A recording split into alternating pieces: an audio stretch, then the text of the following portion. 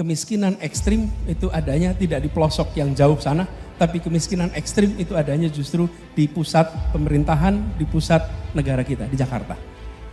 Yang ekstrim miskin di situ, yang ekstrim kaya juga di situ. Menggelikan, dagelan Anies Baswedan, detik-detik Anies lupa pernah jadi gubernur DKI Jakarta. Kemiskinan ekstrim terjadi di Jakarta, tapi menampik fakta lucu sekali. Ditulis oleh tim redaksi jurnal, dikutip dari berbagai sumber.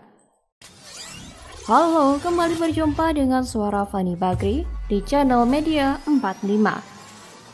Kalau yang ini saya sangat setuju sekali lah, bahkan juga 1000% dengan pernyataan Anies Baswedan. Nah di sini, apakah Anies Baswedan keceplosan ya? Yaitu menyebut angka kemiskinan ekstrim itu bukan terjadi di pelosok-pelosok, tetapi melainkan terjadi di ibu kota atau terjadi di pusat pemerintahan, yaitu di Jakarta. Nah pertanyaannya, bukankah selama 5 tahun terakhir ini yaitu ada di bawah kepemimpinan dari Anies Baswedan sendiri? Nah apakah ini adalah bentuk dari mengkritik dirinya sendiri atau bagaimana? Saya kurang tahu.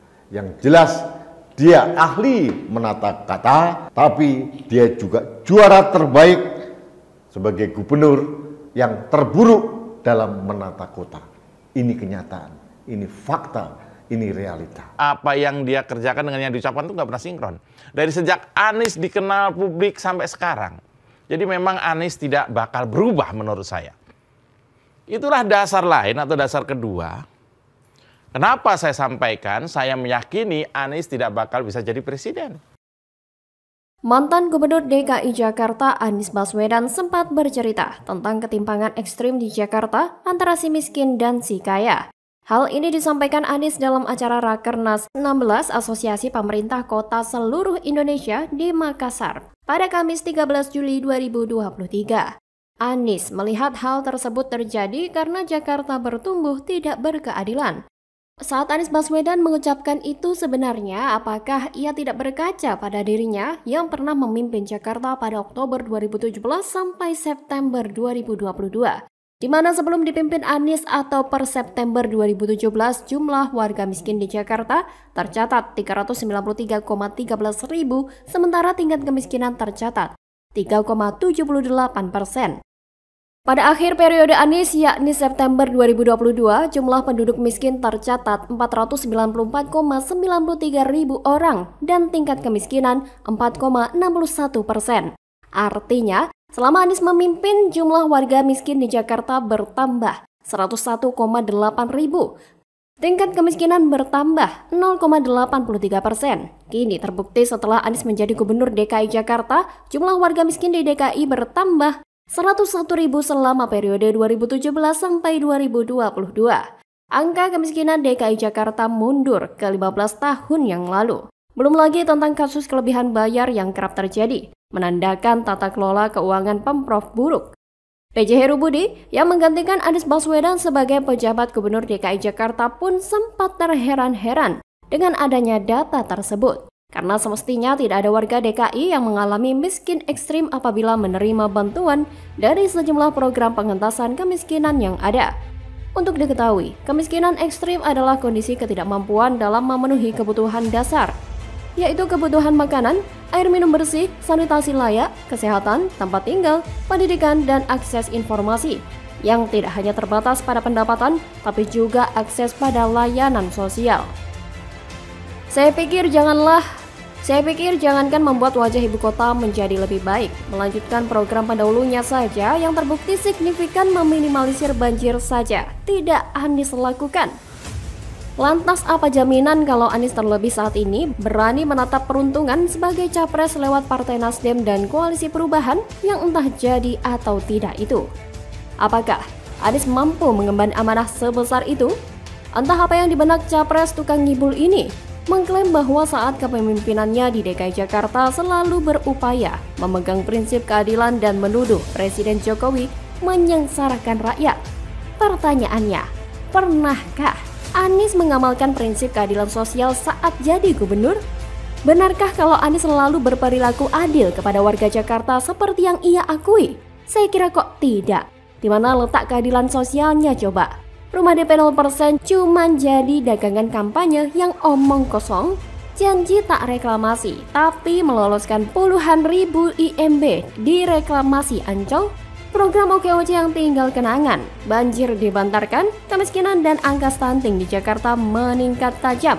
Itukah yang dimaksud memegang prinsip keadilan sosial? Anies malah banyak menghambur-hamburkan APBD DKI. Pantas ditiru bawahannya atau kepala dinas. Saya yakin Anies bukan orang bodoh, tapi dia tahu kalau selama ini kebijakan menghamburkan APBD mulai ditiru bawahannya.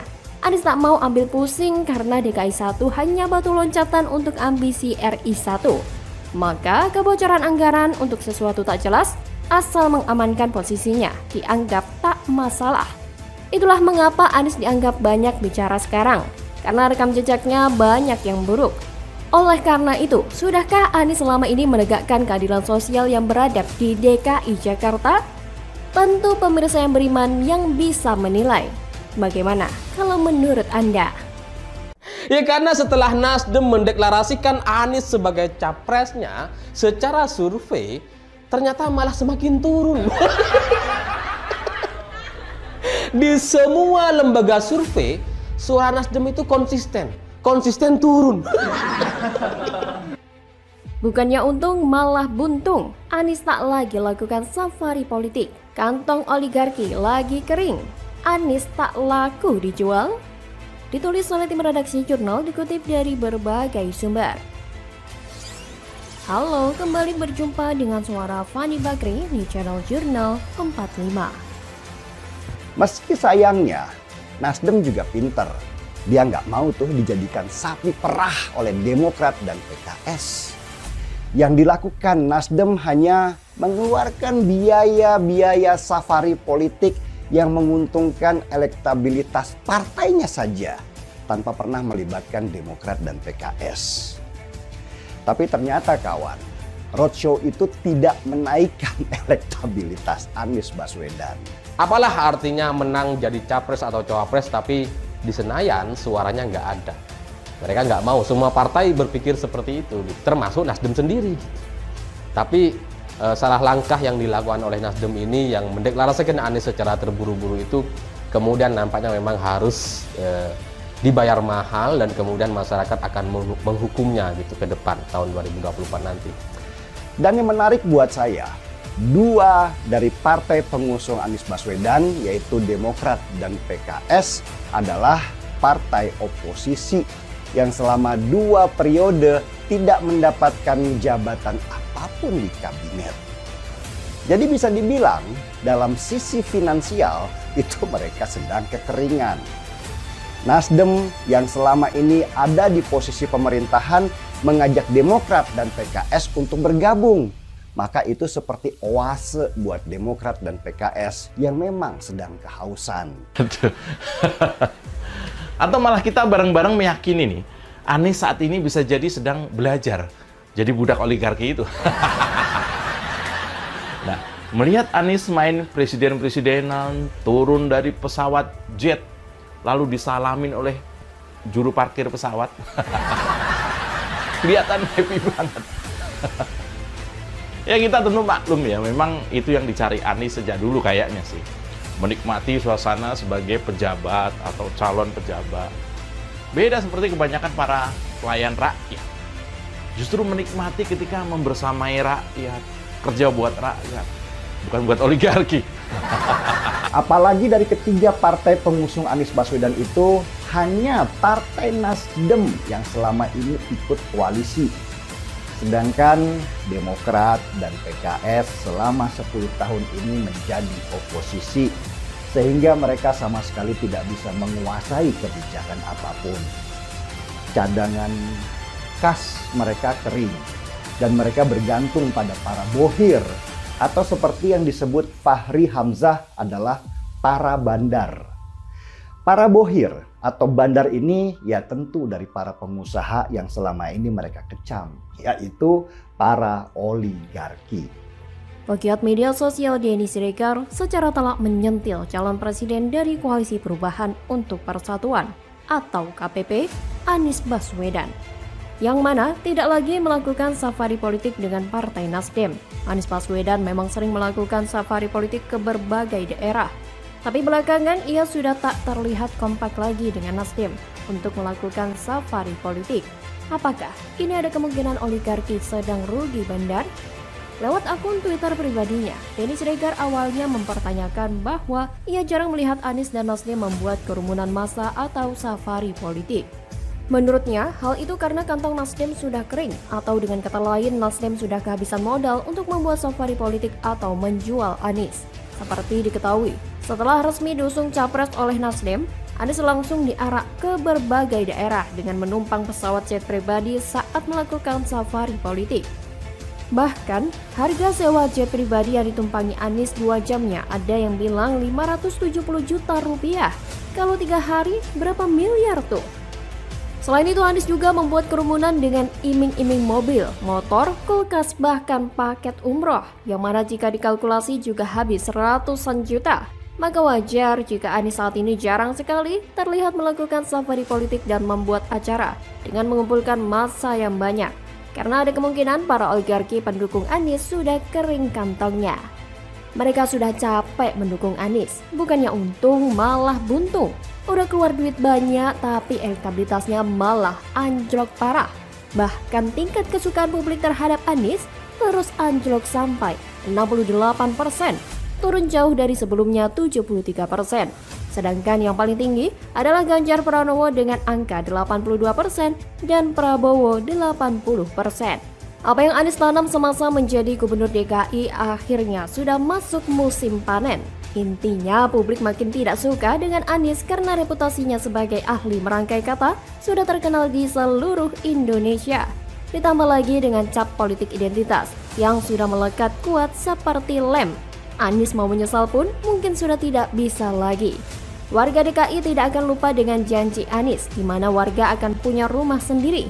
Tapi semua itu ternyata tipu-tipu supaya warga terpesona dengan Anies lalu memilih dia sebagai gubernur DKI.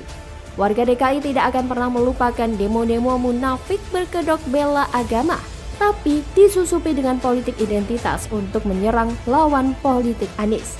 Anies merangkul kelompok seperti itu tanpa merasa bersalah, apalagi minta maaf. Kalau ada yang tidak suka atau bahkan banyak yang benci dengan Anies, itu memang pantas buat Anies.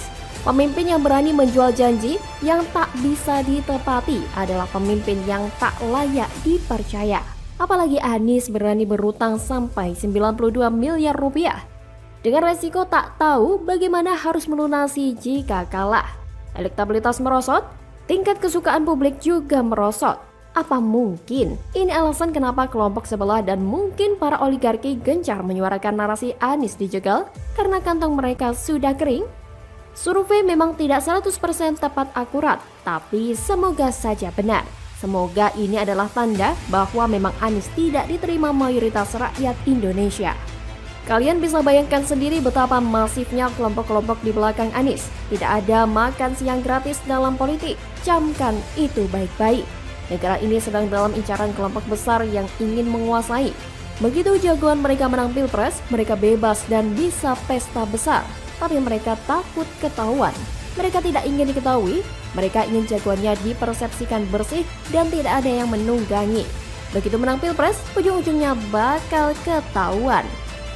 Mirip dengan skenario Pilkada DKI Jakarta, seiring berjalannya waktu, satu persatu, bau busuk mulai tercium, kelebihan bayar, banyak proyek tak jelas dan boros, Formula E. Boros artinya dermawan, kelebihan bayar adalah dermawan. Dermawan ke siapa? Silakan tanya ke Anies saja. Dia bisa jawab, tapi mungkin tak akan mau jawab. Bagaimana kalau menurut Anda?